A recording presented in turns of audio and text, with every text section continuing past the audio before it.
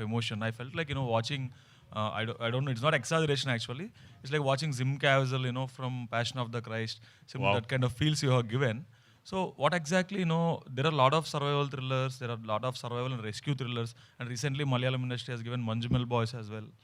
So what exactly made you pick this film, sir? Because in almost all the survival thrillers, it will be like you will be lost somewhere, maybe cheated or something. You will lost somewhere, and finally how you reach your destination or what happens to you is gonna be the simple story actually.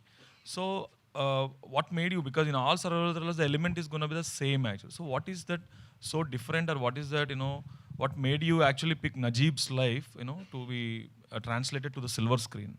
So, like you rightly said, survival in itself is a very universal theme. And what appeals to our conscience about survival is because it speaks on the resilience of the human spirit. Whatever circumstances you are faced with, however big the challenges are, how unfavorable the odds are, deep down the human mind has this amazing resilience, this strength to actually be able to overcome all that. So that is a universal theme that in any adaptation, any form, it always appeals to you. You're right. Survival thrillers, survival adventures, survival films will all have a common thread running through them. But this film is not just about survival. It's a very unique, uh, deeply meditative character study as well, because there is this man who's taken from a world full of water. So Najib, before going to the deserts, he was a freediving sand miner. In the early 90s, people used to dive down into the riverbed and take sand for construction. Now it is banned, it is illegal, you can't do that now. But those days, it was a flourishing industry. So that was his job, that was what he used to do. And people who used to do that job, their days are like 4 to 6 hours, they're underwater. So their world is full of water. And then he lands up where even the air has no moisture. He's not given water to drink. He's not given water to wash himself. There is no water. Slowly, he has no one to speak his language to. Because two people who he sees, they don't know his language. He doesn't know their language. Slowly, he stops speaking. He begins to lose the ability to articulate. He can no longer form a sentence. And then 3 years later, when you see the person in the film, you realize that he's actually now probably more animal than human. Because for 3 years, he's only been with the animals. He's only interacted with them. He's only lived with them. The only living creatures he's been speaking to are the animals, the goats and the camels. So that metamorphosis is, I think, very unique to Najib's story. I don't think there has been another story said in the world where a human mind and a human body goes through that kind of a physical, physiological, mental, and emotional metamorphosis through the character arc. So that was very interesting for me. Sir, but while doing the physical transformation, there's just a lot of star heroes and star heroines. Whenever they're putting on weight and losing weight, they're actually going through a lot of health complications. So, but what made you take the risk and take up 31 kilos, putting on weight, gaining weight, and again losing 31 kilos is no joke actually. No, So it's not a joke. Yeah, didn't you worry about the health complications that might arise? Yeah, I did. See, in 2009, when Blessy sir offered me the film, I was still a very young actor. Okay, very young actor trying to find my space in the industry. I was doing fairly well for myself, but still I was trying to find my space in the industry.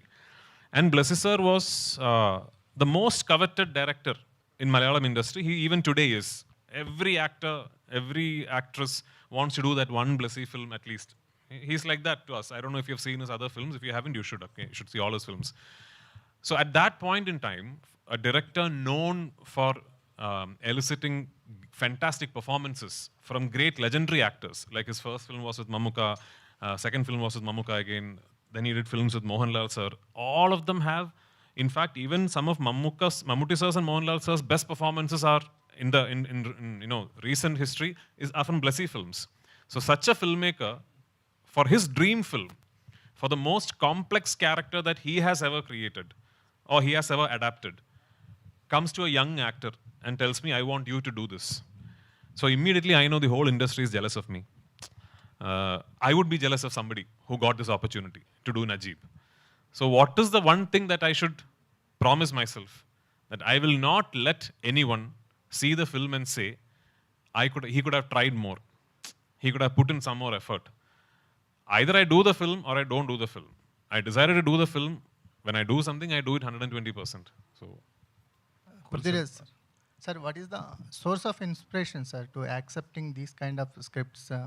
Um, So basically, it's a deep love of cinema because I don't know anything else in life. I'm 12th standard pass, actually, no other further qualification. I know no other job. If I don't have films, there is no company that will hire me because I have no qualification. Okay, so my whole life is about cinema only. I have a deep love of cinema. Secondly, it's a very, very inspiring true story, you know, and wonderfully adapted for the screen by Blessy sir.